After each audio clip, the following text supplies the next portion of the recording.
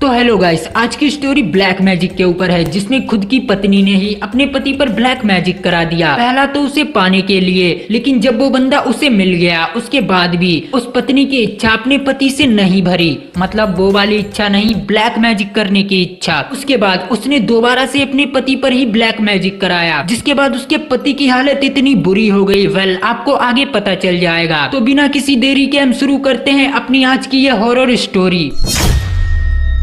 तो आज की ये स्टोरी मुझे रोहित नाम के बंदे ने भेजी है, जो कि अभी दिल्ली में रह रहा है। जब ये 22 साल का था तब इसके साथ ये घटना हुई थी, लेकिन अभी जस्ट इस समय इसकी उम्र 35 साल है। रोहित नाम का ये बंदा मेरे पास इस स्टोरी को लिखकर भेजता है। जब वो 21 साल का था तो वे 12 में पढ़ता था, लेकिन उसके साथ एक लड़की भी पढ़ती थी जो कि रहने वाली राजस्थान की थी, और रोहित भी फिलहाल अपनी नानी के यहाँ राजस्थान में ही रहा करता था। वो दोनों एक ही क्लास में पढ़ते थे। एक साथ पढ़ते पढ़ते उन दोनों के बीच प्रेम संबंध हो गया। लड़की का नाम श्रुति था। श्रुति के घर वाले गांव से बिलोंग करते थे। दोनों में प्रेम काफी ज्यादा बढ़ गया, लेकिन श्रुति के साथ शादी करने के लिए रोहित के घर वाले कभी नहीं मानते। जिसके बाद दोनों ने पढ़ते पढ़ते प्लान बनाया कि हम दोनों भाग चलेंगे। जिसके बाद श्रुति और रोहित दोनों भाग गए और कहीं जाकर एक मंदिर में दोनों ने शादी कर ली। जब तक उनके घर वालों को इस बात का पता चला तब तक श्रुति अपने स्कूल से जा चुकी थी और रोहित भी भाग चुका था। उनके घर वालों ने उनकी खोजबीन काफी की, लेकिन वो दोनों 2 साल तक किसी को नहीं मिले। 2 साल तक वो दोनों दिल्ली में ही रहते रहे। बाद में रोहित की जॉब लग गई। मतलब अब सब कुछ अच्छा चल रहा था। उन दोनों की शादी हुए 3 साल हो गए थे। उन दोनों ने मंदिर पर ही शादी कर ली थी। रोहित मस्त एकदम जॉब पर जाता था, शाम के समय वापस आता था।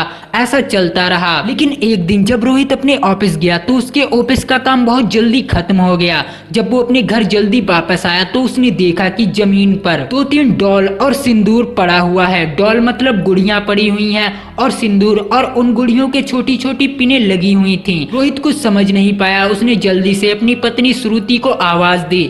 श्रुति तुरंत बाहर भागती हुई आई। श्रुति रोहित को वहां देखकर बहुत ही ज्यादा डर गई। जिसके बाद रोहित ने श्रुति से पूछा, ये सब क्या है? श्रुति ने बताया कि ये मुझे भी नहीं पता कि ये सब क्या है, ये कौन कर गया। जिसके बाद रोहित ने वो सारा कचरा बाहर फेंकवा दिया, और रोहित ने श्रुति पर इतना सा भी शक नहीं किया, क्योंकि रोहित श्रुति से बहुत ही ज्यादा प्रेम किया करता था। एक दिन रोहित संडे के दिन अपने दोस्तों के साथ टाइम स्पेंड कर रहा था।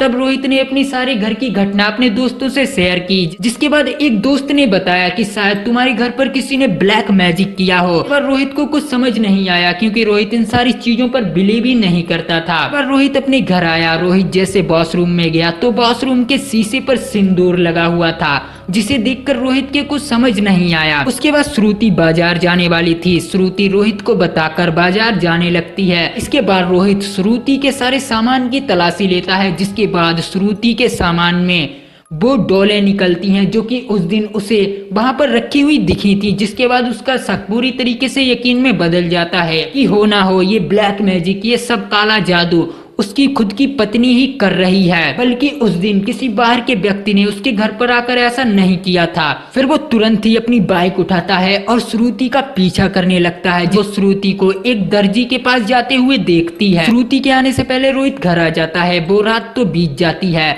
लेकिन अगले दिन रोहित उसी टेलर के पास जाता है और पूछता है फोटो दिखाकर कि ये महिला तुम्हारे पास क्या करने आई थी। जिसके बाद वो दर्जी बताता है कि ये महिला मेरे पास से कुछ फटे पुराने कपड़े और कुछ सुई धागे लेकर जाती है, और छोटी छोटी नुकीली सुइयां भी लेकर जाती है। अगले दिन रोहित ऑफिस जाता है, लेकिन रोहित उस दिन ऑफिस नहीं जाता, बल्कि बाहर टहलता है और थोड़ी देर बाद अपने घर वापस आ जाता है। वो श्रुति को ब्लैक मैजिक करते हुए देख लेता है। श्रुति रोहित को आता देख बहुत ही ज्यादा डर गई। रोहित श्रुति पर बहुत ही ज्यादा चिल्लाता है और श्रुति के साथ मारपीट करना शुरू कर देता है। जिसके बाद श्रुति अपने ही पति पर दोबारा से ब्लैक मैजिक करा देती है और अपने पति को पूरी तरीके से टेढ़ा कर देती है। मतलब उसके हाथ पैर मुंह कुछ भी काम नहीं करता और वो वहीं पर बेहोश हो जाता है। श्रुति खुद उसे उठाकर बेड पर लिटाती है। जब रोहित को होश आता है तो रोहित सिर्फ आंखें खोलकर अपनी पत्नी को देख सकता था, बल्कि वो अपनी एक उंगली भी नहीं हिला सकता था। जिसके बाद उसकी पत्नी रोहित को देखकर जोर जोर से हंस रही थी और वो वहीं पर बैठ जाती है। रोहित देखता है कि उसकी पत्नी के हाथ में एक गुड़िया है और वे गुड़िया के मुंह से एक पिन निकालती है। जिसके बाद रोहित कुछ बोलना स्टार्ट करता है।